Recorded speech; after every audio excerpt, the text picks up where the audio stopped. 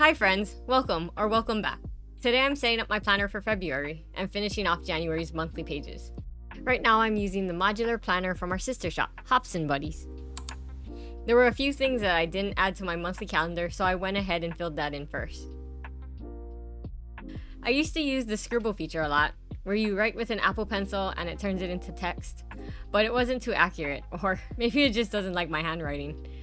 But now I use a separate keyboard for longer planning sessions instead. The last thing I like to add to my calendar to wrap up the month are little memories, like this sunset view from our family dinner, and a little note about getting to meet my cousin's super friendly and sweet cat when we went to help them one weekend. So normally I like to type out everything in my planner and use a handwritten font because the spacing is more consistent. But for adding notes to photos or memories in the margins of a page, I much prefer handwriting those in. I don't know, it just somehow feels more cozy.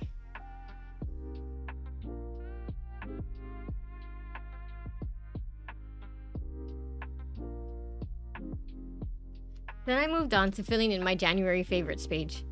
I blocked out the bottom notes section because I wanted to add photos there instead, and added in the final 2 categories for the monthly review. January was long. It felt like a 31-day free trial, and I'm not really sure I want to keep it. I ended up adding anxiety and focus as my final 2 categories because there were more downs than ups this month. But there were still some great moments that I want to remember, and I'm sure February will be better. Sometimes it just takes a bit of time to get into a rhythm in a new year and after the holiday season. Honestly, this is my favorite section of the planner. It brings me so much joy when filling it in and looking back on it later. Normally I try to fill in this photo section throughout the month, but only ended up adding this cute pup that I met on New Year's Day. He's a neighborhood buddy that comes by to say hi and goes back home. I love having a monthly favorites page. It encourages me to take a few more photos throughout the month. On the spectrum of people who take pictures of everything, to those who forget to take photos at all, I'm definitely closer to the forgetful end. Even though photography has always been a passion of mine. I get caught up in the moment, which isn't a bad thing, but forget to take a quick picture and end up regretting it later. This photo frame that I'm adding comes with the planner, so you don't have to worry about cropping your photo to a super specific size. Just add your picture that's close enough and paste the frame over it. I like to copy and paste the same frame across the 4 images to keep the size consistent.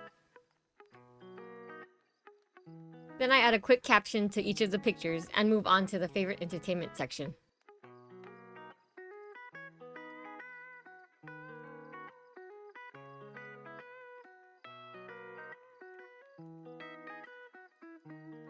For this part, I like to add favorite shows, books, and foods.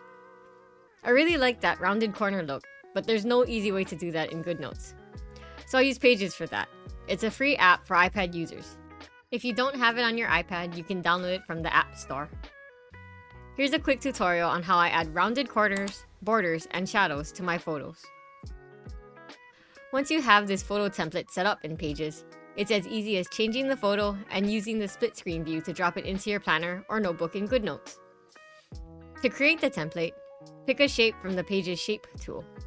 There are lots to choose from, but I usually just stick to the square with rounded corners. Draw out the shape that you want and tap on the paintbrush icon to bring up the formatting menu. Under the Style tab, tap on Fill, then tap on Image.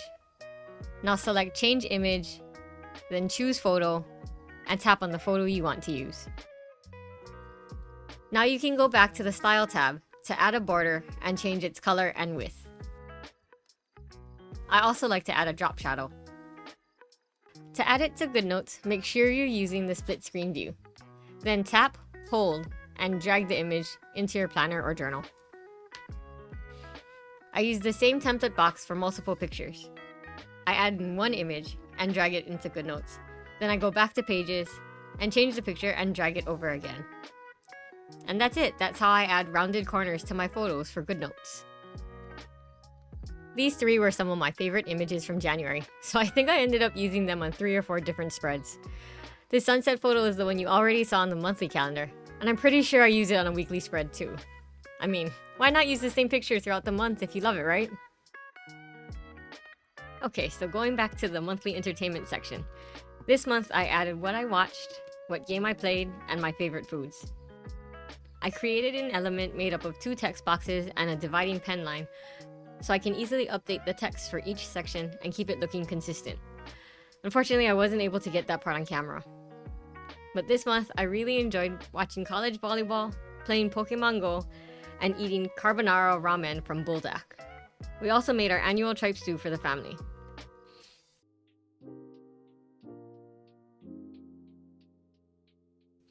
After I rated the month, I added some handwritten touches to the photos and finally moved on to planning February.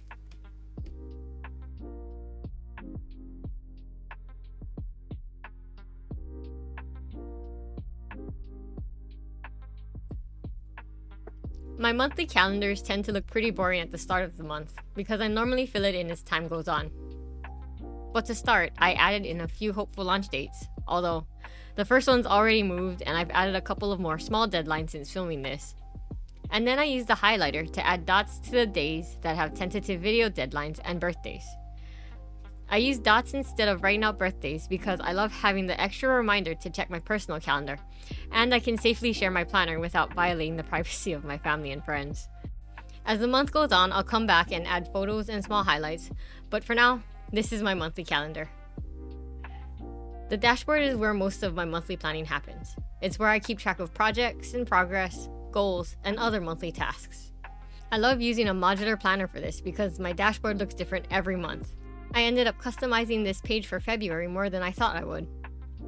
My work to-do list moved over to make room for a personal side quest list, and the projects and focus sections became lists of garden tasks that I hope to finish and seeds I want to start. I have a lot of tidying to do in the garden this season, because the weeds took over and the basil grew out of hand during the busy holiday season. One of my favorite parts about digital planning is that I only have to format text of blocks once. After that, I can copy and paste it into similar sections. Like this header, I set the font and size once, and now I can add it to a different widget and just adjust the text and spacing as needed. It saves me so much time. I saved those text blocks as elements in GoodNotes in a collection I made called Commonly Used, so I don't have to swipe back through pages to access and find it.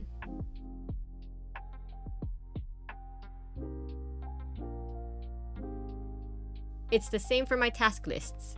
I saved the formatting from a previous to-do list as an element, so I just have to go back and adjust what's on the list itself. My main to-do list section lists the projects that I want to finish or that are in progress for the month. I keep project details like progress tracking, notes, and resources in Notion, and refer to it when I plan out my weeks and months.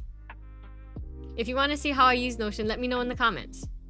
One of the last things I do is set my priorities for the month. I try to focus on 3 things. 2 for work, and 1 for myself. This month, I'm hoping to upload 1 YouTube video a week and finish a few sticker sets.